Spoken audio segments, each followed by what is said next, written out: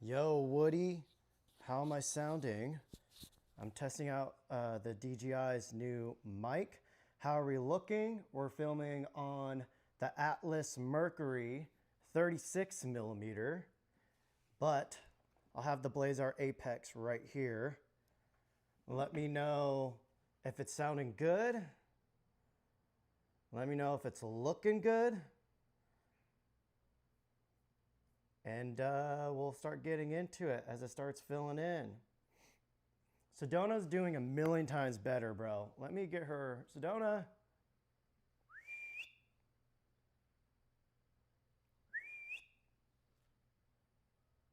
I don't know where she's at. Let me go grab her. Let's get her on the couch. Let's get her on the couch.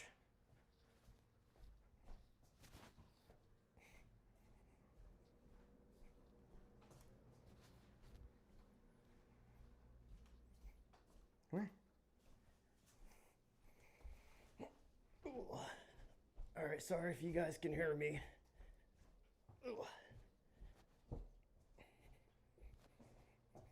So as you can see, Sedona is finally doing better. Stay.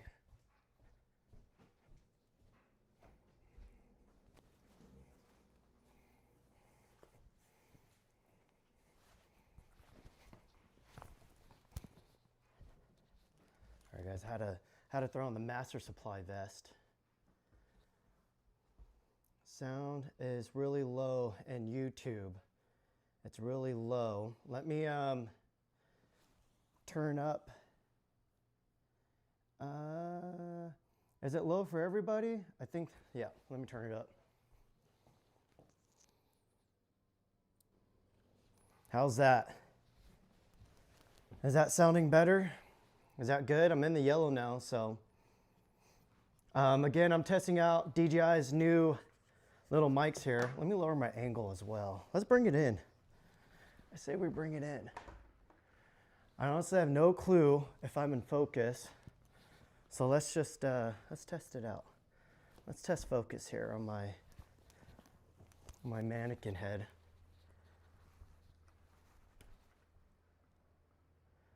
There we go.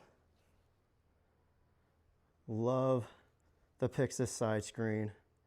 I know a lot of people hate it, but I love it. All right, guys. Last thing I need to get. Let's get a flashlight out. And then we'll get to it. Oh, all right. Still turned up a lot. Someone said much better. I could go one more notch. I'm in the yellow though. If I go up another one, I think I'll be in the red. Check, check, check, check. That's real hot, but let me know how it sounds. This is the first time I've even turned on this DJI mic. Again, these are the mini. You guys can see, look how small this thing is. Hair everywhere as usual. Look at that. That thing is tiny. DM Production, what's up, homie? All right, guys, I'm on the Atlas Mercury 36 millimeter. We're on the Blackmagic Pixis. I have my Roadrunner LUTs on here. I don't know if I released those yet, but Atlas 1000% has the best flares when it comes to modern anamorphics. Like, that is just stunning. And we're wide open. I think wide open is T2, T2.2 maybe. I'd have to look. But yeah, it's funny. It's funny because people just think I'm a BLAZAR shill, but I have this. I have a DZO anamorphic. I'm actually trying to get my hands on more because I do want to review those. Trying to get my hands on the new Laowa Nanomorphs, the full frames. Personally, I'm not a big fan of Laowa's design language when it comes to anamorphics, but I think a lot of people still like them just because they are cleaner. So I do want to review those still, and the Pavos. Yeah, we already got 69 viewers. 5 minutes in. Let me start just going through the chat a little bit, and then we'll start talking about the Apex. That's the whole point of this video. We'll get into it. But what's up, everybody? Let's see who's in the chat. We got Woody, got Giovanni, Rob, Jericho. Bro, I was gonna invite you, but I was like, Jericho hates me. I was like, why would I invite Jericho if he hates me so much? JK. Blaine, what's up, bro? Guys, go check out Blaine Westrop. Sorry, bro, I don't know how to say your last name. Westrop, maybe. He has an amazing channel. I think his channel is like the perfect example of you don't need to get fancy. You don't need to put in crazy effort. If you have a lot of knowledge and you have like a sound voice, like you could build an audience quickly and be respected in this space. So, you know, there's different ways to do YouTube. And as a lot of my DP and director friends and producers and writers, they're starting to ask me how to do YouTube. I'm like, you just literally have to document your process. That's how I started. The whole reason I started YouTube is like, you know, I would see cameras coming out. I'm like, oh, that camera might help for when I do this, or that camera might help for that. Let me just buy both of them. I'll compare them. Well, then I just ended up filming me doing all of that. So that's kind of how it went into. So Blaine kind of does, you know, Blaine does a more realistic approach where, you know, it seems like when he has jobs coming up and he has rental gear, or maybe he's purchasing a set of lenses for an upcoming job, he'll go and review them. He'll also teach a lot about certain things that traditional YouTubers do not talk about. So he has a realistic approach. Anyways, I'll stop glazing up Blaine. And yeah, guys, go check out his channel. I think he's going to be an important part of the community into the future here. But yeah, are those the new DJI mics, the ones that open with their own gain control in each mic? Can you do that? I don't know if that does that. I don't think that does that. The reason I like these so much is the cable can fit in the case and the dead cats. That's been my biggest annoyance with the Pros, the DJI Mic 2s. So I literally asked if I could get a set just so, you know, maybe we'll end up using them on shoots and stuff. I don't know. We'll see. Maybe not. Okay, so let's get into anamorphic talk here. JD Previs asked, is the Sirui 40mm autofocus anamorphic on your radar? Yes, it is. Blaine said, don't stop. It is because, you know, I think this is a big moment in history for lens designs. Personally, from what I've seen so far, I'm not too intrigued with the Sirui. It looks a little bit flat. We'll get into this a little bit. I'll get some insider. If you guys watched my Apex review, I put out a little bit of insider information. You know, after the past year going full time, I now have contacts within manufacturing, contacts from different companies. Everybody's always kind of leaking things here and there into my ear. So I've learned a lot. And so, yeah, so let's get into it a little bit. So the Sirui's Autofocus Anamorphic, they went with the rear anamorphic design. The issue with that is you don't get a lot of anamorphic juice. So you'll get the D-stretch, but you don't get much of the bokeh. You don't really get the flares. So, you know, this is the issue when affordable anamorphics came out is they're like, oh, this is the anamorphic, but no one was prepared and educated on what anamorphic exactly is and why you might need it. And so people have been kind of, I guess we use the word raised around anamorphics, thinking that those budget anamorphics is what it's supposed to look like. So when you have a company like BLAZAR, who are more traditional filmmakers and content creators and film lovers, who aren't just engineers and businessmen, and they start, you know, putting back character into these affordable options, people get a little bit confused.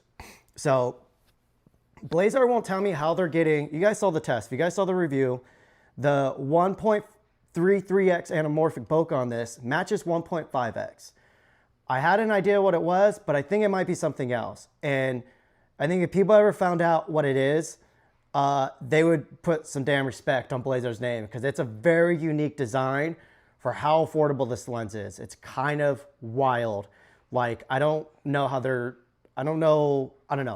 they got on their team to be designing if it is what I think it is. But yeah, there's a lot of pockets, a lot of holes in my video, purely because, as you guys saw in my other live, literally all for November, my life was shit. It just like, Sedona got hurt, I got sick, her recovery was very slow. We're both finally like back on our feet, like, you know, no pun intended. She's just today, she started to walk on that leg a lot more like a normal dog with the big limp still. But so yeah, that video, I filmed most of that the night before the release. I was up to like 3 a.m. editing that video. So it was all hell. Blaine said, there is some magic happening to make that Boca look like a stronger squeeze. I know the manufacturer that does it. Yeah, I don't want to disclose too much. I don't know if another manufacturer, at least a budget manufacturer that's doing this design. But it should be interesting where this goes into the future. But yeah, so some of the pockets, well, before we get into it, let's go over chat a little bit more. Let's see. Cody said Blaine deserves all the glaze. He does indeed. Also, I do believe I'm starting to get tagged on Instagram. People are already getting their Apexes in. So if you ordered, you know, just a few days ago, it looks like people are getting them already, which is wild that they're shipping already. Ton asked, if people want an anamorphic look, why would them even buy a 1.33x lens? So like I was just saying, you guys will see, go down, I'm assuming you didn't see my video. 1.33x anamorphic overall is like incredibly easy to work with. When you get into 2x anamorphic, depending on what camera you're working with, your build out and your monitoring on set or whatever you're doing is going to be a nightmare. 1.5x makes that easy. 1.33 makes it incredibly easy. So like this is the Sony a7C II. I don't have to like, when we shoot with this, we don't even have to worry about de-stretch because the stretch isn't doing enough to like, you know, mess you up too much. Obviously if you're on a proper set, you know, we'll have monitors and all that. But the final de-stretch is like just a regular, like what you're seeing right here. It's like a regular standard 1.35, I think, final crop. But again, BLAZAR's lens design, if I think it is what it is, you know, when you could close this down all the way to T8 and you're still going to get the same stretch bokeh that you'll get on a 1.5x anamorphic. It's weird. If it is what I think it is, I need to do more, I need to study up more on the physics and how it still does that without affecting other things, but giving us all the good, I don't know, it's weird. Yeah, it's a very, I think it's a very complex design. Yeah, let's see. They just left one of those cat eye inserts behind the elements, huh? No, they did not. That's, originally that's, I was like, maybe it was that. And then originally I thought maybe it was one up above that, which I won't go too heavy into because for many, like more on the business logistics side of things for other larger manufacturers, I'm like, I don't even want to go there because I don't know. But it's not that either, which is crazy. Yeah, John. Yeah, John is, yeah, it's not that I know of. How need to be far of the Canon 50 anamorphic? What would be recommended for a beginner? Personally, I think 50 millimeters on a anamorphic is like the perfect focal length on full frame. Especially with like 1.3, it's the same thing. I think you could get most things done with this. I am excited to get the 35 millimeter. I like, when it comes to like content creation, I like doing wider lenses, but when it comes to like the actual craft of all this, you know, I definitely prefer 50 millimeters or like a 40 millimeter equivalent in like Super 35 terms. Blaine, maybe I might DM you with some ideas that I can't publicly say. Would this pair good with the FX30? Yeah, this will actually be best on the FX30. Yeah. Scott. Okay, guys, I got another dude to gliss up in the chat. Scott, you guys, Scott, I don't even know how to say your last name. Jeshik. You guys, Scott's the future of YouTube filmmaking. I know there's drama around all this bullshit of, oh, you're not a filmmaker, you're a YouTuber. Who gives a fuck? The people who are creatives and they're getting to work and they're utilizing the platform and you know, all of the opportunities that come with it. That's what YouTube is about. If everybody wants to have a talk about that, go have it somewhere else. Those aren't the rooms I'm in because those people, there's nothing to learn from those people. But anyways, Scott is another person who he's doing what I put too much pressure on myself to do. Is he can make a short film out of nothing, with nothing, all by himself. And you could tell behind his stories, there's hardcore craft and storytelling and talent behind it. So Scott's been a huge inspiration recently in the past couple of months on me, just seeing his stuff. I'm just like, wow. I'm like, I have no excuse not to be doing that, or at least attempting. And I think him and I have similar backgrounds too. I think he did more narrative work. I was doing more on the fashion and commercial end of things. So, but yeah, go check out his channel too. Let's see. I lost the place. We'll get back into the BLAZAR. I should hold it up because that is what this is all about. Let's see. Senior photo on some audio licensed music. Congrats on all the success. Yeah, audio's been great to work with. I don't know if you guys have seen it, but they made me custom music. They got one of the artists I was using a lot in their library. And over the past year, they've been working with me and I've been putting out all these inputs and yeah, it's yada, literally almost a year of work. And the songs are finally out. It's only 3 songs, but they are like insanely badass.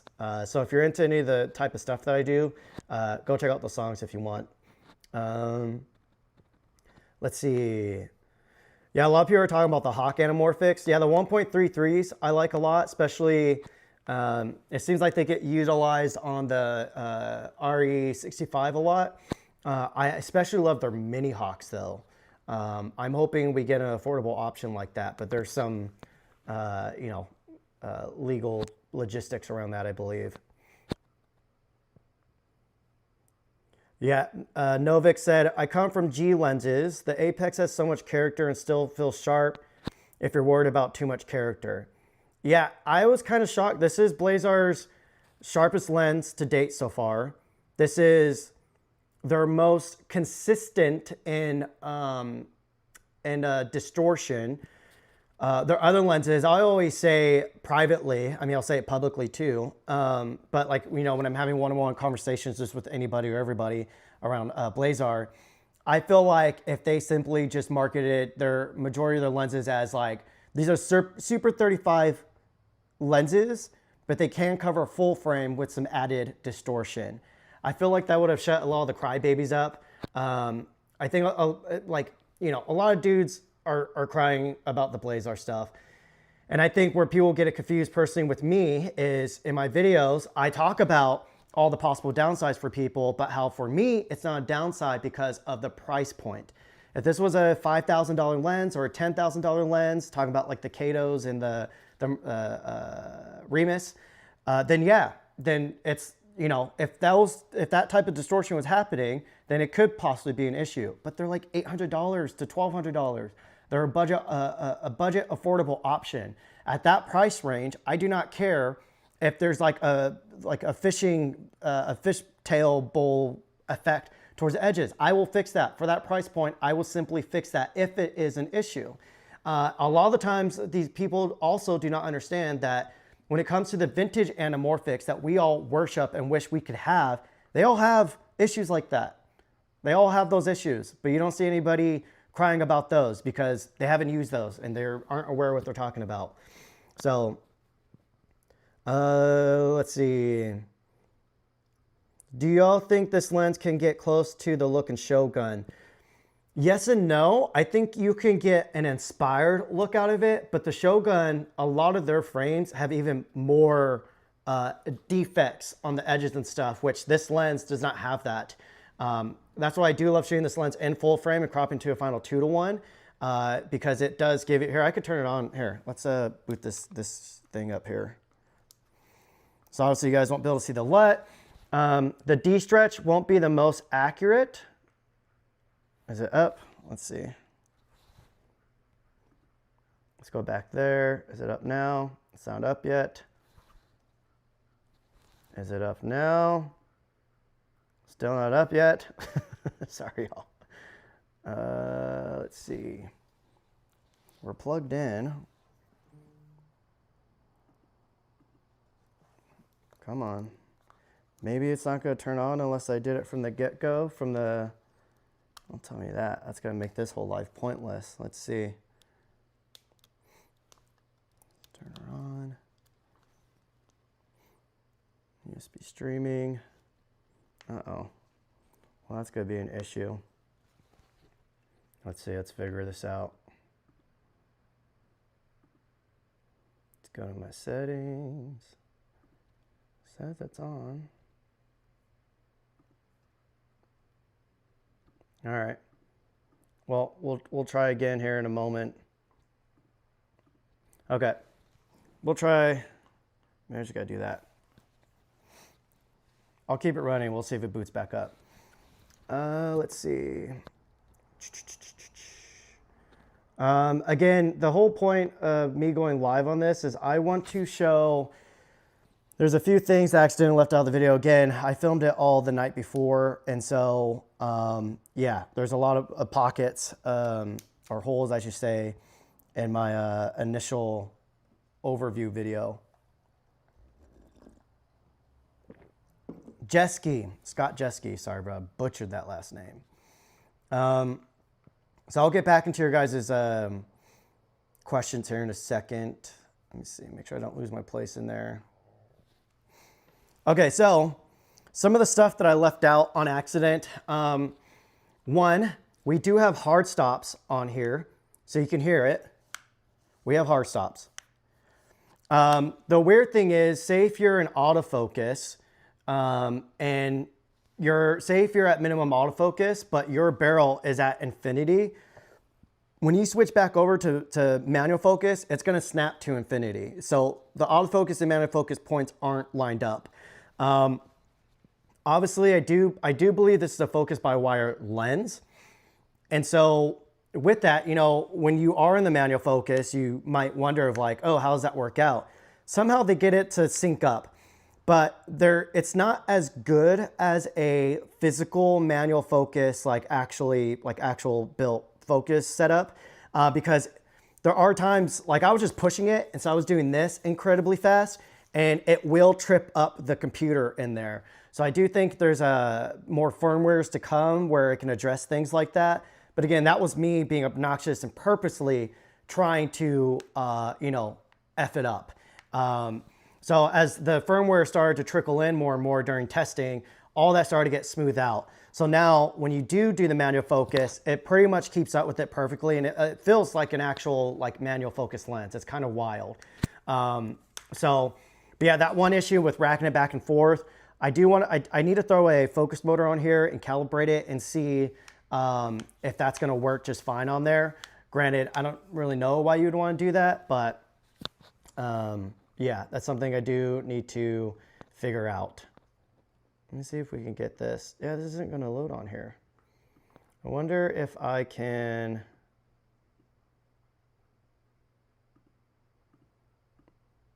What if I add a new...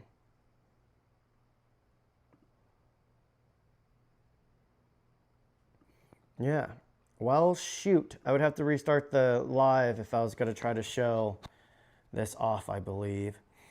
I think another option is I can maybe go through HDMI. No. Oh well. All right. Well, I was going to show you guys how to focus stuff and all that. If you guys have any, I'm using Streamlabs, so if you guys know how I can get this to sync, let me know. Let's go back in the chat real quick. Let's see. The blades is oval-shaped opening, you mean? No, they are not. Again, I think they're doing a more advanced lens design on this to get that 1.5x bokeh. If it is what I think it is, though, I don't know how they're getting it to look so sharp. That's the trippy part. No, yeah, everyone thinks it's an anamorphic thing on top. No, it is not. Trust me. The way I figure that out myself is usually those type of designs. Once you go past wide open, you lose all the anamorphic character. It's the same thing with the Viltrox Epic. I have that lens, I have the 35mm. And once you close down, you lose a lot of that character. So again, personally, I don't know why anybody would buy an anamorphic lens that had no character. I'd rather just shoot spherical and do that final 2:4 crop. It's like, what's the point of going through the hassle? Yeah. Yo, Will Stewart was my film teacher and talked about you a lot. He would talk about a good deal BLAZAR was using your videos as an example college. I'm trying to think if I know Will Stewart. I must have. That's rad though. That's cool to hear teachers talking about me. I'm not a great example, but I appreciate that. Here's a good question. Between DJI LiDAR and Sony FX3 autofocus, which one performs best? That's like, oh, that's tough. Jericho and I were just filming this yesterday, and Jericho was having some issues keeping on my face, where in my experience previously, I haven't been having any issues with it, especially in the past, since the last firmware, since like the past week or two. So it definitely comes with a learning curve because you got to imagine it's a squeezed image going and hitting the sensor, and that sensor is trying to read what it's looking at to autofocus. And so depending on the scenarios, like I was saying in my launch video, you know, you're using the different autofocus modes will be your lifesaver. That's what's really going to help you.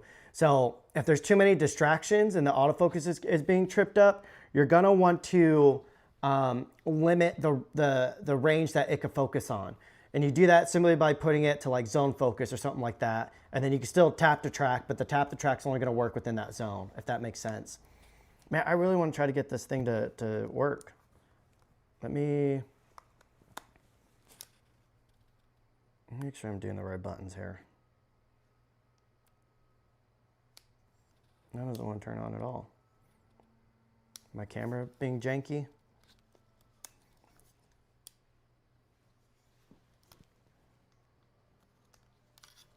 All right, guys, my A7C2 is taking a dump right now. Can you imagine if this just didn't work for me right now? There it goes. Maybe it will work now. Let's see. Nope, no image. No image. What a bummer. Let me see if I can. Yeah, so that will read it. Ah! Ah! We're in business, baby. Okay. So let me start showing this to you guys. So right now we're in manual focus. So you can see, let me do a split screen here. Let's go with this side. Yeah, this is gonna be tough. Yeah, it's gonna be real tough to do. So you guys can see I am in full frame. Let's go in Super 35 mode. That will probably help on here. Okay. So we're in Super 35 mode. Let's get my, how do I drag this over? Let's unlock that. Okay. All right, look at this. So this is minimum focus right there. You guys can see, looks pretty freaking sharp. Let me just show you guys right here. This is, you can see as I'm racking focus, it's keeping up. So that's manual focus. Nothing crazy. Now let's push it. I'm gonna do the crazy racking. Okay, it's not, all right. So that latest firmware must have fixed it. Yeah, so you can see it performs like a regular cinema lens. Like that is pretty crazy. Yeah, now let's put it into autofocus. I wish I could show you the back of the screen here, but so this is an auto. No tricks, no games. I'm gonna put the tracking box. Okay, the tracking box is on the Tilta logo of the Pixis. You can see I have my settings turned down, but it's working just fine. I did too fast there. The tracking box is still on it, but it went to the mic. So this has been the experience is you have to kind of babysit the back of the screen. Let's do the light right here, because then you guys can actually see what I'm doing. So you kind of have to babysit the screen and make sure your tracking box isn't going to float off the subject. Now, I wouldn't exactly blame the lenses autofocusing for that. I think it's more, again, we are shooting an anamorphic and the camera's trying to figure out what the heck it needs to focus on a squeezed image. So when you're doing tracking, the tracking box can float off easier than what it would traditionally do on a G Master lens. So, you know, that's just kind of the thing that's going to happen with these anamorphics. Let me turn on those Christmas lights up there. Well, I guess you can't even see it in frame. But yeah, I'm gonna turn off the tracking. I'm just gonna point at random objects and see how the focus goes. So we're past minimum focus. Now there's minimum focus. We'll go back to here. Go to the light stand. You can see it's focusing on everything, and I'm wide open. Now I'm wide open. I'm wide open on there. It's just focusing on whatever I put in front of it. We're in wide mode right now. So you see it doesn't know what to focus on right here, but there it goes. So I have the settings kind of turned down as well. Let me go to, I'm going to turn up the responsiveness, and then I will also turn up the transition speed. Let's go to full blast. So transition speed is on full blast. So I'll click on the lens, and then I'll click on the seat. Oh, let me put it in frame here. There we go. We're on the lens. Now we're on the seat. Lens, seat. Again, transition speed's turned all the way up. So seat, and then we'll go to the Tilta logo. Then we'll go to the front of the lens. Tilta logo. Oh wait, here we go. Sorry, y'all. Tilta logo, front of the lens. Let me go full screen on this so we can actually see what the heck I'm doing. Okay. So this is the front of the lens. That's the Tilta logo. That's the chair. Tilta logo, front of the lens. Tilta logo, chair, Tilta logo, front of the lens, chair. So you can see the autofocus is pretty damn amazing on this thing. Let me show you face detection. Let me make sure it's on. Let me turn down that transition speed again. Let's go to 4. We'll do, for the lockdown, we'll go back to 2. Let's go to human, and we are in wide. Okay. Obviously, this is a 50 millimeter lens. So you can see it's focusing on me. It's doing face detection. I could try to get it out further, bring it in more. Let's see how I could get to a minimum focus. We're past minimum focus. Should be right about there. Minimum focus is, I think, it's 2 feet and 2 inches on this. So let me speed up our shutter or turn down the ISO on here. And there you go. You can see it racked focus to my face. Let me, we'll go from face to outside. It's gonna stick on my face. But yeah, so aside from just that focusing, oh, wrong box. Let me drag the Pixis screen back over. So aside from me missing the manual focus part, what else was it that I didn't talk about? Brady must be watching the live right now. Let's see. Are you watching my live? I just came to crash it. Guys, check it out. It's the biggest BLAZAR Shill is in the chat. Listen. Where's Kofi? To show you. He went into the store. Look. What is it? You see that? Black Magic Shill now with the Kato? Me? Yeah, dude. Look at his Pixis with the Kato on it. Do you guys see that? Brady wants to do show and tell. And then I'm in my Bronco. Shill. Bronco shill. You're making my viewership drop off. Am I? Yeah. Right. I hate to break it to you, but check it out before I let you go. Ooh. Are you jealous? I am very jealous. Can you guys hear him? Sorry, you guys probably can't even hear him. Am I Viewership is dropping off. guys, am I in focus? I think I'm a little bit off. Again, guys, we're filming on the Atlas Mercury 36 millimeter. See, guys, I'm an anamorphic shill, not just a BLAZAR shill. I'm a BLAZAR shill, Atlas shill, DZO shill, You're gonna get canceled in like a year. Panavision shill. I've already been canceled, bro. Haters. The haters are everywhere now. That's true. But, all right. Well, happy you're shooting with my favorite setup, you shill. Shill, even the Mofage Poco. I'm practically you. Tell Kofi I said what's up. I will. He's inside right now. But call us later. We're gonna be on the road for the next 4 hours. Sweet. All right, we'll do. All right. Peace. Have fun. See ya. All right, guys. That was Brady. All he does is lie on YouTube. Biggest shill ever. All right, let's go back into the chat here. Let's see what we got. Okay, back to the DJI LiDAR and Sony FX3. It's really tough.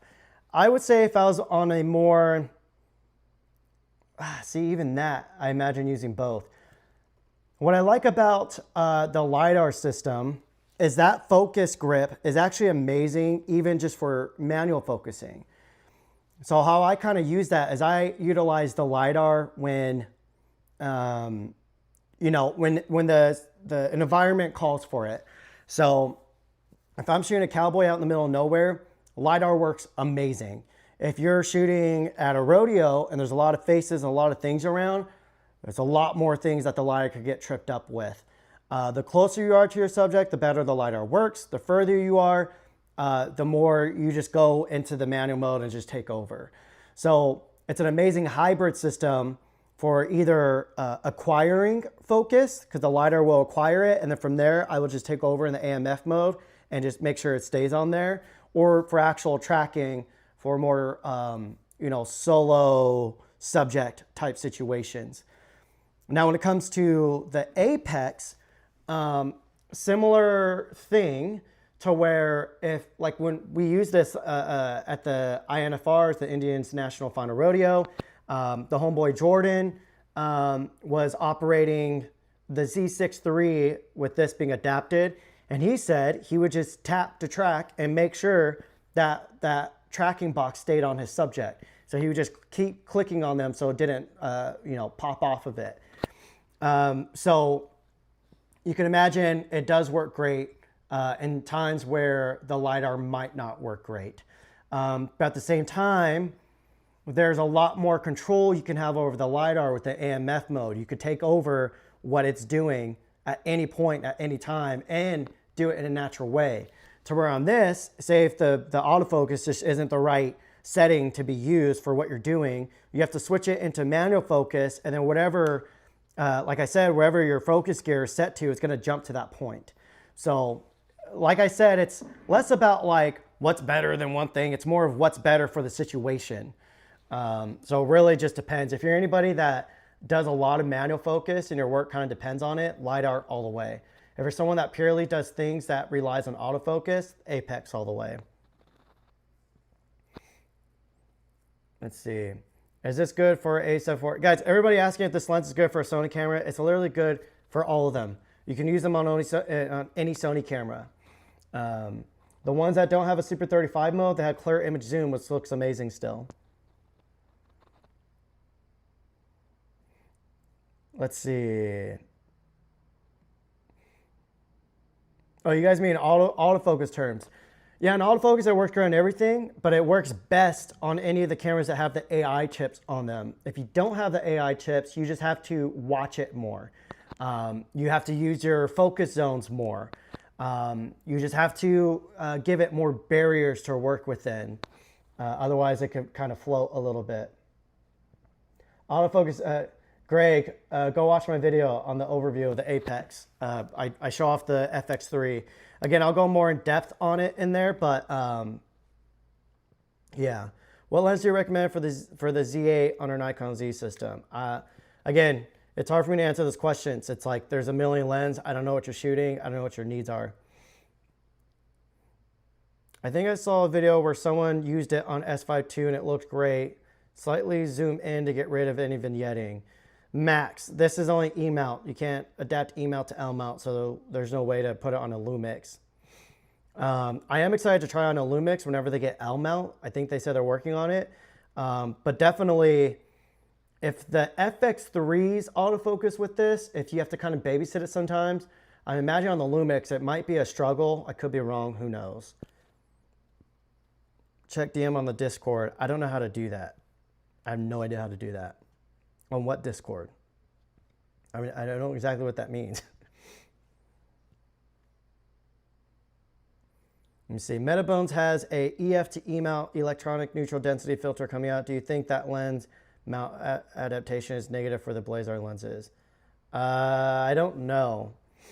EF to E mount. Yeah, I don't know what you mean by that. This is an E mount lens.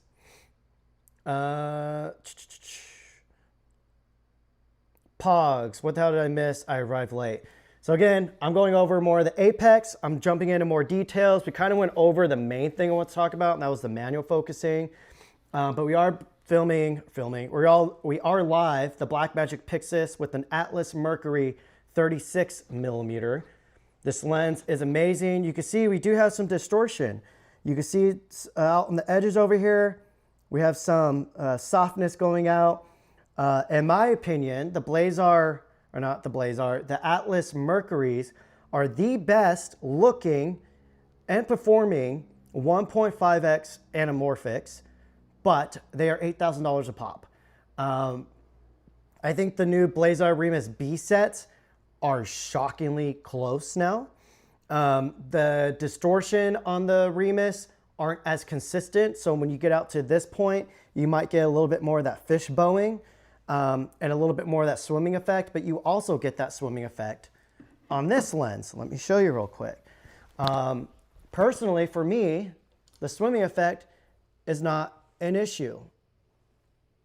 So you can see the barrel distortion will cause some wonkiness on there. But I will say the Atlas Mercuries do a little bit of a better job at doing it consistently out into the edges. I think one of the main things is the fact that the lens is wider. There is more glass, so it can, output a little bit more coverage onto a sensor. There are ways through like physics to, get a small lens design to pump out more, but you got to remember that light's going to hit more of the edges of the barrel, so you're going to get more of the actual edges of the glass, and that's where a lot of the defects happen. So I imagine if Atlas made like a giant version of the Mercuries, that edge performance would clean up even more. But personally, I shoot with anamorphic because I want that edge character. That's the point of it, especially on all these digital sensors that freaking look like sandpaper and look like life in HDR. I want to add some grit to it. Let's see. Oops, I just lost it. I hate when the chat jumps. The whole thing just jumps. Let's see. Ooh, I'm way behind. Let me try to catch up. There we go. Do you think they will be making a full frame, or do you think BLAZAR is too tight? Love your videos, by the way. From what I've kind of seen, I feel like BLAZAR has just taken over. I see those Remuses everywhere now. I have seen them in so many different videos and on so many different behind the scenes and people's stories, and it seems like they're so affordable that people are just picking them up because it's like why not? So with that, I don't think they're struggling at all. I think it's I would hope that some of the other companies would see BLAZAR's success and be like, oh, maybe we should put more character into our lenses, but that's not going to happen. As I spoke in my video on the Apex review, again, go watch that video. Towards the end, I go on a little bit of a rant just saying a lot of these affordable lens companies are ran by businessmen and engineers who aren't exactly filmmakers and don't really follow, they might be film lovers, but they don't speak our language. So, you know, to them, they think, oh, why would anybody want blurry edges like that? That's the way they think. And so, yeah, but anyways, I'm pretty sure BLAZAR will make a full frame version of these. I don't know. I would hope so. When? I have zero clue. I know next year is going to be crazy for multiple reasons. Let's see. The flares are so bad on that lens. On which lens? If you're talking about on the Atlas Mercury's, you are tripping. The flares look stunning. The flares are the best flares out of all these affordable. I mean, the Mercury's are 8,000. This thing's like 800. So if you're saying the flares on the Mercury look bad, you're, I mean, everybody's has the right to their own opinion, but you know, everybody has the right to be wrong too. Here's the flares on this Apex here. I should have probably brought another light stand. Oops. So you can see a stark difference on, you know, the flares. Let me go to, actually, I'm just turning autofocus. What am I doing? I forgot it's on face. So these are the flares on the Apex. You can see they still have more of that sterile look, but compared to some of the other brands, like affordable brands, it's still not horrible. I'm personally not a fan of this flare, like that top flare, like that. I would definitely, if I was shooting anything like important on this lens, I would 1000% use a matte box because I don't like that flare. I don't like that at all. But the actual lens flares, when the, you know, when light's actually getting into the lens, I like the flares on there. But you can see compared to the Mercury's, you know, Atlas has their damn flares down. Like that's just, it's night and day. And this is a 4,000 temp flashlight too. I hate the really blue LED flashlights. Let's go into our next question here. Let's see. Does the focus jump a lot with the camera sensor trying to focus squeezed image? I wouldn't say it jumps a lot, but again, you do have to babysit it and make sure it's focusing on what you want. What's your hair care routine? Serious question. I wash it every day. I use Oplex, something like that. It's freaking like $40 shampoo and conditioner, but it's the only shampoo and conditioner that doesn't make my hair feel incredibly oily within the next day. I go a few days without washing it if I need to. But I like washing it every other day. That's pretty much it. I just barely started brushing my hair a year ago. Has anyone tried the FX30? I don't know, guys. Again, it's going to work just fine on the FX30. Still wondering if I'm going with the 50 mil or for my vlogging FX30, or if I need to wait for the 35. If you're doing vlogging, I would definitely wait for the 35 millimeter. But yeah, you're definitely going to get more depth out of the 50. You know, the tighter, like the medium tight focal lengths on anamorphics are always the best looking ones in my opinion. Let's see. Where are we going? Where are we going?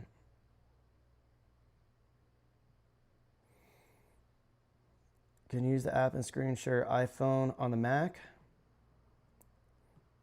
Let's see. How do you like the FX30 IC? I don't know what that means. I never tried that. Actually, no, I have tried the FX30. I think it's cool. I personally didn't love color grading that footage. It felt very, the noise felt a bit intense on it, which is good because that, I mean, noise can, there was like a lot of chroma noise, which again could be good because that means they're allowing a little bit more information to get through. But it also increases export times and all that when you're color grading intensely like I do. Did you already go over the Apex Remus same focal length? No, you got to go into, go watch my video. I go heavily in depth on that. Are we gonna see any additional Osmo Pocket 3 stabilizer tests? Maybe, I don't know. Do you have IS on? What is the wiggle? Oh, that was the other thing I want to go into. IBIS is a freaking nightmare for anamorphics. It is horrible. We've been keeping it on with this lens, and I haven't noticed an issue at all. I think it's the fact that it's 1.33, so I don't think it's doing enough to really throw it off. Now, on the A7C II, the rolling shutter on this camera is horrendous. It's similar to what it is on the S5 IIX. It might even be worse, I'm not sure. So obviously rolling shutter, all that jello look on anamorphic gets multiplied because, you know, it's de-stretching it, so it's elongating all the jello. So handheld stuff, it looks like crap. And that's more because of the jello on there. So we've been using this setup just because the autofocus does perform better. But I am getting a little bit tired of the rolling shutter already for like BTS type stuff. So I don't know, maybe I'll start using gimbals for YouTube stuff. It's funny, anamorphic autofocus didn't exist until about a month ago, and we get blazed and Siré at the same time, like Walgreens versus CVS. Curious your thoughts between them if you tried Siré. So I kind of went over it. The Siré went with the rear anamorphic design, so you're gonna get the D-stretch with nothing else. So, you know, while they can call it anamorphic autofocus, in reality, you're not going to get the actual look of anamorphic that, you know, that we all love and drool over in films. You're going to get that more from this type of build. Jarrell, it's King Cannon Shill up in the chat. Jarrell, my brother. Super. Guys, Jarrell, if you guys don't watch Brandon Washington, Jarrell's live show, Jarrell was glazing up Canon today. There's a wobble. Yeah, guys, again, rolling shutter on the A7C II is garbage, and handheld, me doing this on a live, it's not gonna look good. Watch, like, I'll go back here. Like, look, pure garbage, okay? Any camera's gonna look garbage, but I could try to hold it still. You see the IBIS is working. Am I in manual focus? I'm in autofocus. Oh, let me just tap the track. So you can see if I hold it still, it doesn't look horrible. But this is a super light lens. There's only so much you could do with a light lens and a camera setup like this. And yeah, this handheld looks horrible. But you can see the IBIS isn't like, you know, killing it too much. But yeah. Yeah, guys, like that motion, yeah, that's not gonna look good. I don't care what camera you're shooting on. I saw it when the vignetting was visible. Let's test that. Blaine's coming in with the heat right now. Let me make this window smaller here. So we're on Super 35. Again, this is a Super 35 lens. And so there's only so much, you know, let me focus on the lens here. So let's just give it a little bit of a wiggle here. And yeah, I don't feel like the IBIS is much of an issue. Let's give it, so you kind of see the IBIS there messing it up, but also rolling shutter. Let's give it a fast jiggle here. Yeah, so when I kind of do that rotating type thing, you can see the IBIS kind of causing some issues. But to me, that's not enough to, you know, run home about it. Obviously, you can turn off IBIS, which I would probably do. Let's go into full frame mode. All right, Blaine, tell me what you see. So again, we're in full frame on the Super 35 BLAZAR 50mm Apex, and the autofocus is running. We are focused on the lens now. Let's do the wiggle. Yeah, so you can see that IBIS kind of shifting those edges there. Let's do side by side. I feel like the IBIS doesn't mess with it on the horizontal axis much. It's more of that rotating effect. Yeah, you can see how bad that looks. And let's do a vertical. Again, this is all handheld, guys. So not horrible, but you could, so it's that rotating. I believe that's how Lumix, because Lumix has anamorphic IBIS. I think I was told by one of my contacts, not at Lumix, by someone else, that all Lumix is doing to their IBIS is turning off that, I think it's that pivot, that rotation pivot, or maybe it was that plane, or both. I think they're turning off both. So the horizontal or vertical axis works fine, but it's the rotating points like that are an issue with anamorphic and IBIS. Kofi's in the chat. I heard you guys got a long ass drive. Let's see. Does the lens have hard stops, manual, or does the focus ring go to infinity like other? No, again, so that was the other thing I saw with the Sirui is obviously both of these lenses are focused by wire, I believe. They have to be. But the BLAZAR has hard stops. So again, in earlier firmwares, I was trying to trip it up. So I was doing this super fast and it will kind of throw it off. But with the latest firmware, I showed it earlier in the live, you'll have to go back. But I did it again and it didn't trip up. So it basically treats it as if it's a, you know, a proper physical manual focus lens. Is this lens Sony only, will be other mounts? Yeah, they're working on other mounts, but it's currently only E mount. Thoughts on Remus versus Apex, all other things being equal. For more professional stuff, I'll probably still use Remus and the Katos. But for like content creation, everyday type stuff, the Apex has been glued for everything.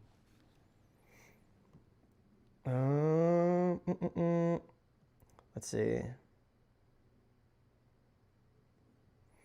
Yeah, it doesn't have full frame coverage. The corner's still vignette, but it's close.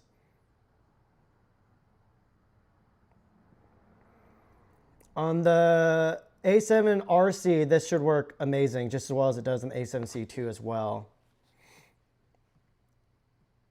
Let's see. Trying to catch up on the chat, guys, sorry.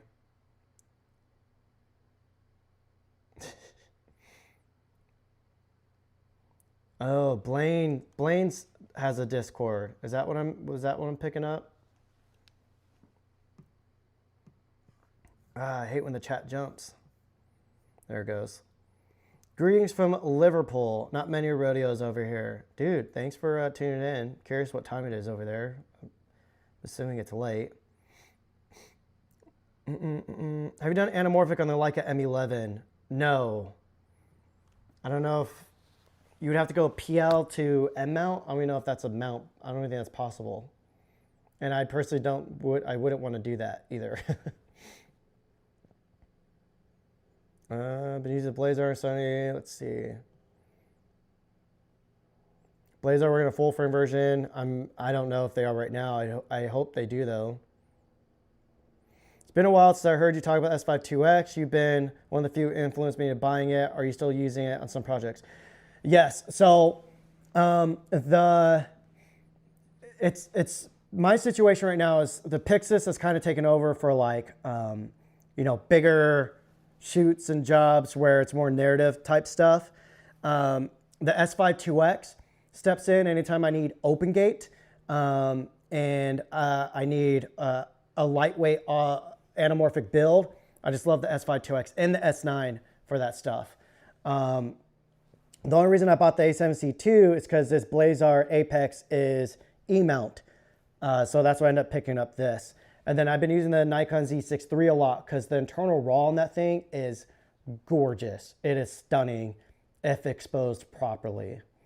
So yeah, it's hard because, you know, I'm full-time here on YouTube, but I'm still doing jobs here and there. We have a job on Tuesday. You know, I'm not insanely excited for it. It's a job. Job's a job.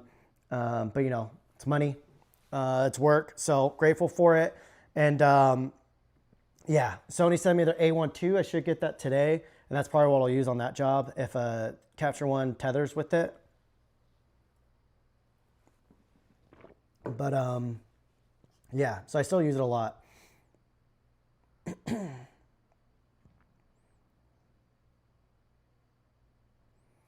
Okay, so I keep getting Remus versus Apex.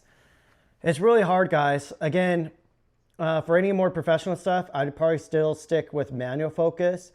When like this is the situation. Say if I was going to go shoot a mini doc, I'd probably use the DJI LiDAR with either the Remus or the Katos. And if I had someone there filming BTS, I would probably give them the Apex. Or for the interviews, for the A cam, I would possibly use the Apex just to keep autofocus on them. Or I would use as the B cam. So you can see it's kind of like they're different tools. So I can't really recommend it. It comes down to your needs. Are they calling barrel distortion swimming? Yeah, they're calling it a lot of stuff. It's just people just complaining about $800 lenses.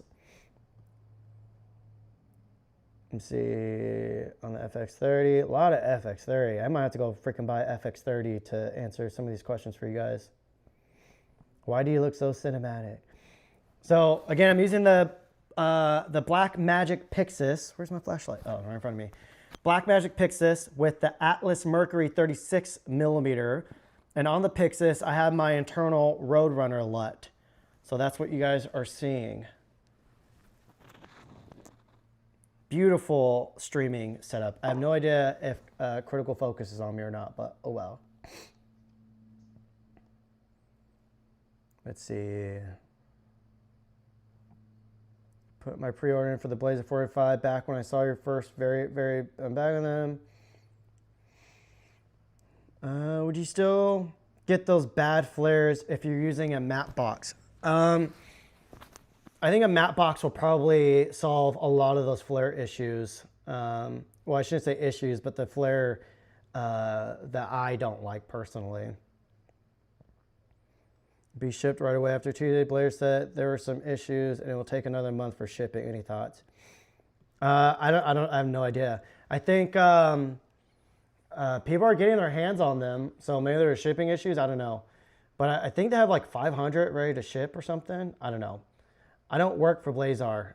I'm not some owner of it. I just, I work with them closely for, testing stuff out and being their king shill because I love anamorphics. Let's see. Much love from Greece. We the chat's worldwide today.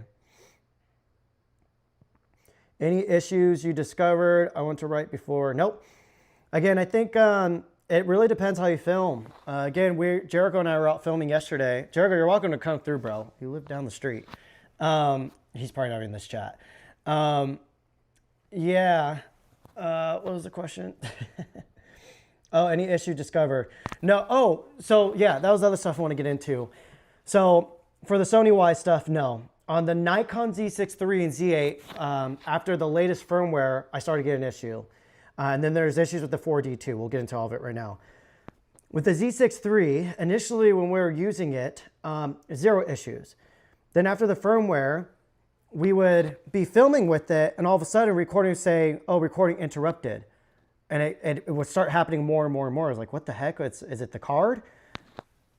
And so even when the Z6 III would be on standby, you would hear the shutter open and close as if the lens was being taken off.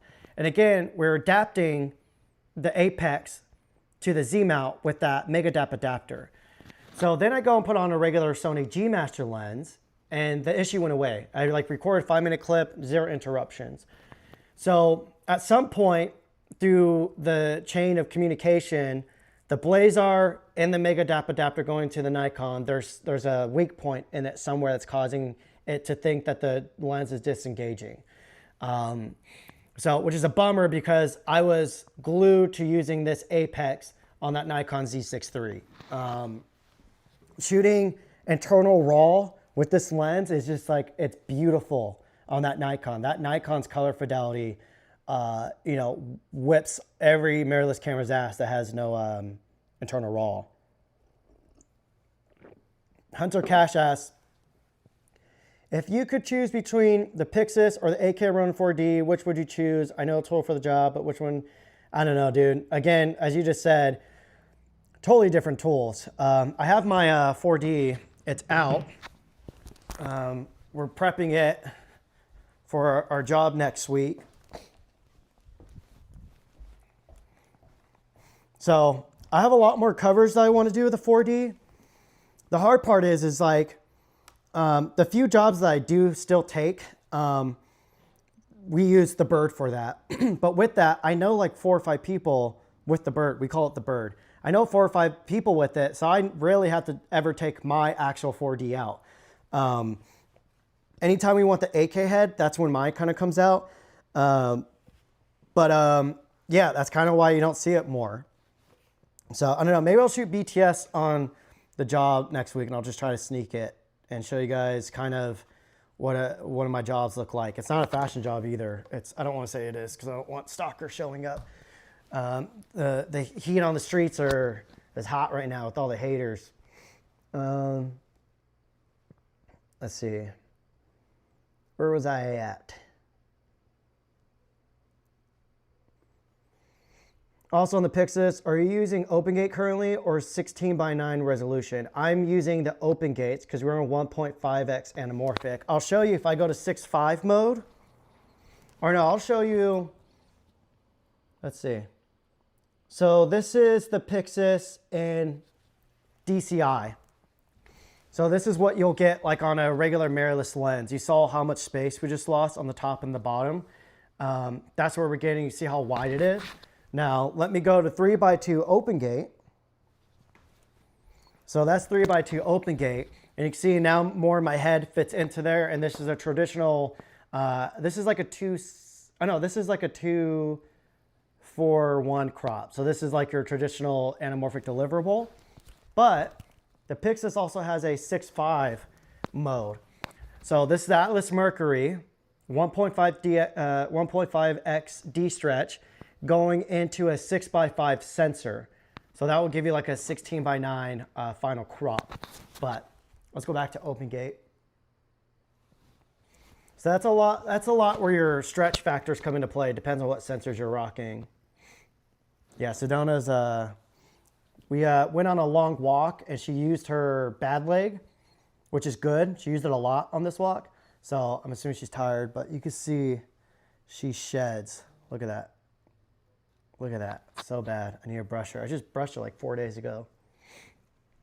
Scott, great Scott. Scott is in the chat. Guys, I love Scott. Such a giant, humble man. He's a beast in person.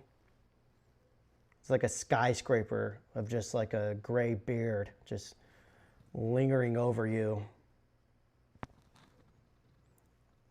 I feel like what BLAZAR has accomplished, it's only going to open the floodgates for other companies to soon offer affordable anamorphics. What are your thoughts on that? Go BLAZAR or wait? This is the issue, is a lot of the other affordable anamorphics out there, the owners of those companies think that, you know, barrel distortion is bad. They don't like character. They don't like keeping juice on the lenses. So that's why when BLAZAR came on the map, I was like, yes, yes, you guys have my full support. This is what we fucking need. I'm fucking tired of all the clinical, boring, non-looking budget anamorphic options. So all of a sudden you have BLAZAR coming up with the same price point, freaking putting lenses out for $600 to $800, you know, in their early release. And yeah, that's why I glizz up BLAZAR so freaking hard, because they're doing the thing that literally for freaking 5 or 6 years now, I've been hoping a company would fucking do. BLAZAR is finally doing it. And if you ever got to know their team, it would make sense, because you meet them, you talk to them, you're like, oh, you're me. Like, you're exactly like me. Your brain works in the same way. You like the same things. You do the same things. This makes sense. So for all the people who hate, say like, oh, Cam's just saying all these positive things about BLAZAR. No, I truly, like the vision I see for all of my stories or YouTube bullshit, it aligns exactly with what BLAZAR's, you know, what their mindsets are with this.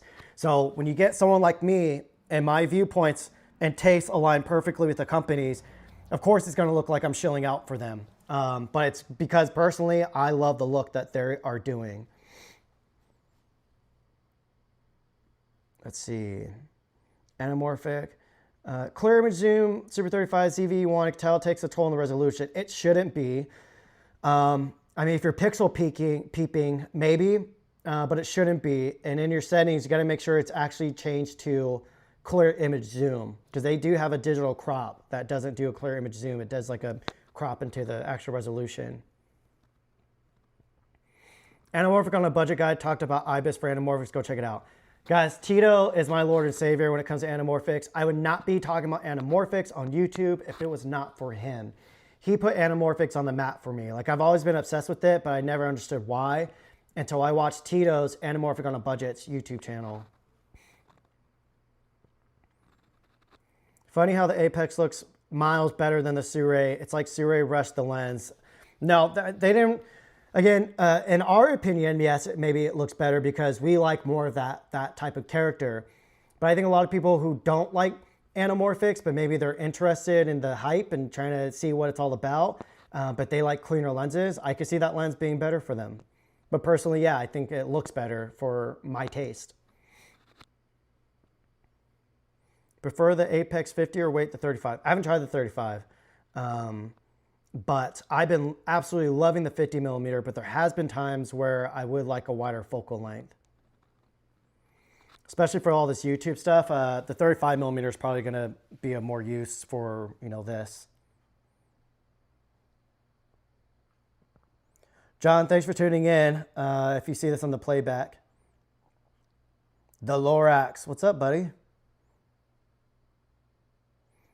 Edwin, I pre-ordered the Apex on the strength of your shilling. Congrats, bro. I don't make any money off of that. I have no affiliate links. Actually, if you order through B&H, I think maybe I'll get some out of that. But I think people, there are YouTubers that make a lot of money off of affiliate links. I don't think I do. I really don't track it. I really don't care about it too much. It's like I only use them because it's like I might as well put all this effort in. I might as well make a few bucks off of it to, you know, buy groceries and dog food. Yeah, affiliate links. Maybe I should get better. Maybe I'm missing out on something. I don't know. It's a great blue footage. Let's see. Yeah, the bird for the 4D. We love calling it the bird. Here's a cool question from Preston Lamar. If you had to pick 3 lenses from the whole BLAZAR lineup / models, what focal lengths do you think are most versatile? I'm going to go with the keyword being versatile. I would do the Remus 33mm, the Remus 50mm, and the Remus. I really like the 65mm focal length, but the B-set's sharpness is an instant buy for me. So I would say 33, 55, and 85. I think those 3 lenses. Greens from Germany. Sorry guys, I think my allergies are cranking up right now.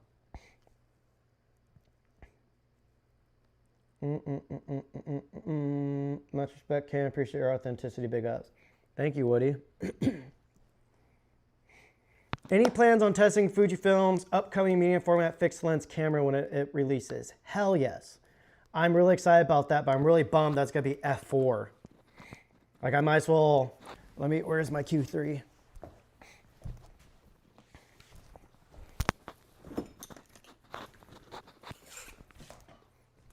Check it, y'all. This is currently doing a video. We got the Fujifilm TX1 X-Pan. I have, how many shots do I have left on this roll? 2 shots, 2 panoramic shots left on this. And then I was adapting X-Pan lenses to the Hasselblad 907X. This thing is freaking gorgeous. I'm running out of room on this coffee table.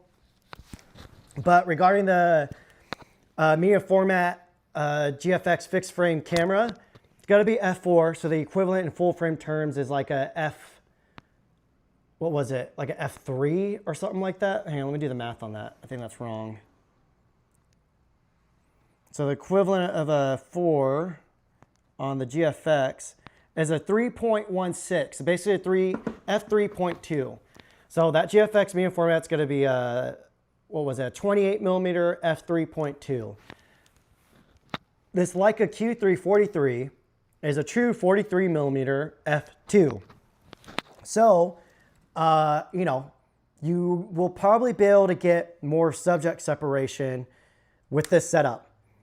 So, you know, I really hope the GFX fixed frame camera is an f4. I hope it's faster. And also, I hate that these companies are doing 28 and do a digital crop to like get tighter focal lengths. It does not look the same. Like, you guys need to give us, I understand that's not how manufacturing works, but I wish they would give us like launch options. Let's see what we got here. Again, guys, the main point of this live is about the BLAZAR APEX Autofocus Anamorphic.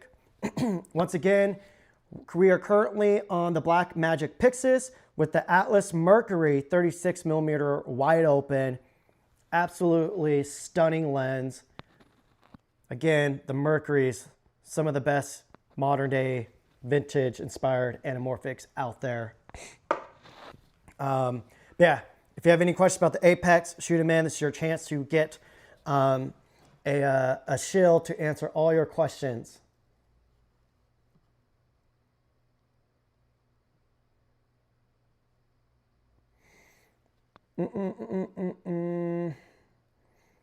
It's easy to forget. This is Scott, guys. This is the GOAT. His question, it's easy to forget that anamorphic has so many flavors and none of them are wrong. There's sharp to crazy. BLAZAR has some of each. Exactly. Again, I think people, and they come to my channel and they see me glizzing up BLAZAR, I think they think I'm supposed to be some like this unbiased tech reviewer. That's not my fucking channel. My channel, my fucking name's on the channel. It says Cam Mackey. This is my channel. I talk about things that I like. I'm not here to be like, oh, this is blah, blah, blah, blah. This is the textbook on anamorphic. No, that's not what I'm about. I'm talking about the shit I want to talk about, the shit that I like. So if I want to glazz up a brand, I'm going to do it. But yeah, just like the RE signature anamorphics, those things are extremely clean. They don't only flare out. So the movies that do use them, if they want flare, they put like faux flare filters in there, or they do them digitally. Like, you know, there's a flavor for everybody. Lucas from South Africa. What's up, bro? Damn, yeah, this whole chat's worldwide right now. I guess it's a good time to go live is in the afternoon. No doubt, 100% right about your love for character. How would it look like on a big silver screen in theater? So I did a feature-length documentary. We had a giant premiere for it. A bunch of people were there. It's won some awards. And seeing my work on the giant screen like that, oh my God, was it humbling and a learning lesson. When it comes to that, you know, I still think the BLAZARs are able to hold up, because when you're shooting on that level of things, you're not shooting at fucking T2. You're shooting at like T4, T5, 6, T8.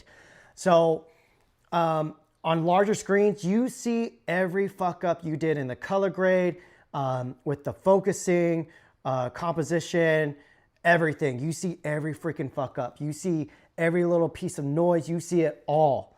So, you know, that's kind of where it comes into play, where you do need better quality. So a lot of these haters are coming in saying like, oh, that's what it's like. Majority of us aren't going to have any of our work fucking put on a giant screen like that. Like, you don't need that. So yeah, on the silver screen, I would confidently still use the Katos and the Remus if I wanted extra character. Now, if I want to do something super high-end and clean, I'm going to rent some like Panavision E-Series or, you know, maybe some Hawk anamorphics. Though Hawk anamorphics have a lot of character too. Let's see. All right, guys, I'm going to answer a few more questions, and I'm going to pop off of here. We've been on here for over an hour, and I do need to import a bunch of footage and start editing here.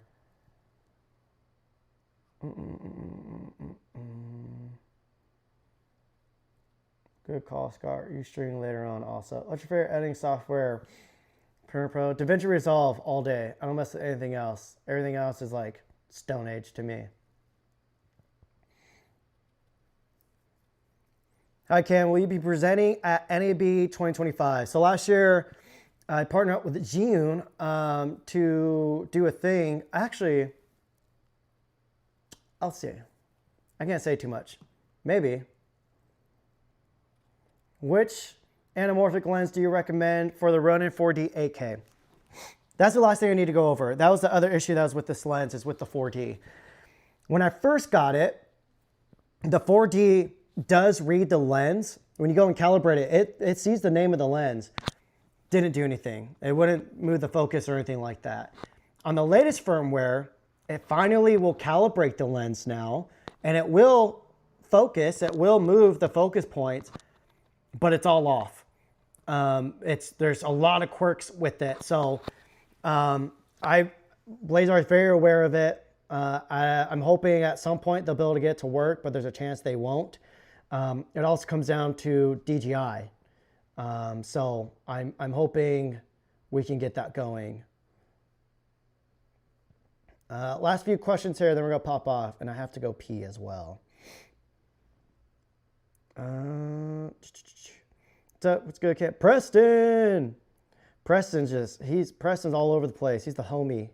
Preston's a ride or die. I can try. If you're ever in Cali, bro, hit me up. Cam embracing the shill is too funny to me. Yeah, guys, in reality, this is just fucking YouTube. I don't give a fuck what anybody thinks about me. That video I put up a few days ago, go check it out. It's the assassination of YouTube filmmakers. Some people thought I was brandishing a gun to like try to scare people. No, I was killing my persona. That was my persona committing. You guessed the word.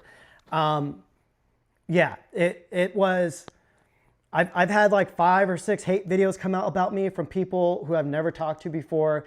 They don't know how YouTube functions. They don't know how YouTube sponsorships work, clearly. They don't know how my channel operates. They don't know jack shit. Yet they keep bringing up my name, putting my name in their mouth because it tastes good for them. And they keep trying to speak for me, and as if they know how all this works. They don't. And I literally don't give 2 fucks. So that video was me just kind of putting it out of, you know, you guys have your persona of me. I'm here living my best life. We clearly have a beautiful community here of people here. You know, I'm not trying to build this community to like make money off your guys' backs, blah, blah, blah. I'm trying to build this community, one, because I truly am grateful and I love community. Coming from an indigenous person, community is very important to us. So, you know, I am beyond grateful for all of you guys who tune in and watch all the videos. And again, the whole reason I started my channel was because, you know, I just wanted to start documenting the camera tests and stuff that I was doing and the questions that I started to get on my Instagram as I started to get more work. And so I was like, well, let me start a channel. And it's a beautiful thing. I remember watching YouTubers and being inspired by them and thinking, oh, they're so lucky to be able to make money off of that and do whatever the fuck they want to do. And I feel like I'm finally getting to that point. And I'm going to utilize it to do projects, to do short films, to, you know, I do have a lot of opportunities at my front door and I have not taken them up because I don't feel like I'm ready for them. And I don't want to put any of these giant projects on the line. So, you know, a lot of people believe in my vision, my abilities, and my execution, but I don't believe in myself yet to do it on that level of just Hollywood. That's all I'll say right now.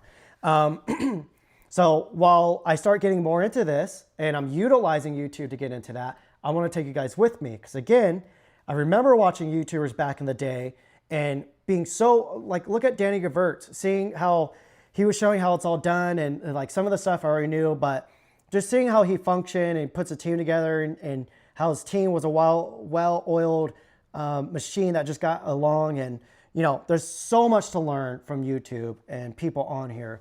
So that's what I want to do. I want to try to take you guys with me as I learn.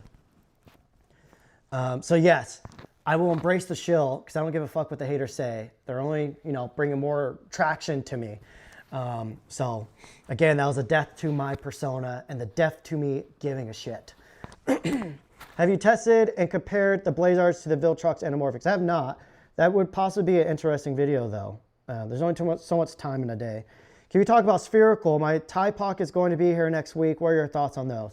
Absolutely love the TiPoc lenses, especially for photography work. Some of them are glued to my Leica M11 and MP, and I love adapting to the Nikon ZF as well.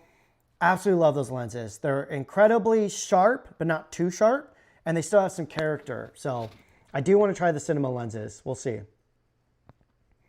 Would you recommend these for the A9 III? I remember one of those, your video showing the A9 III with anamorphic lenses, saying the global shutter does have benefits in anamorphic lenses. Yes, I think this Apex will work amazing on the A9 III.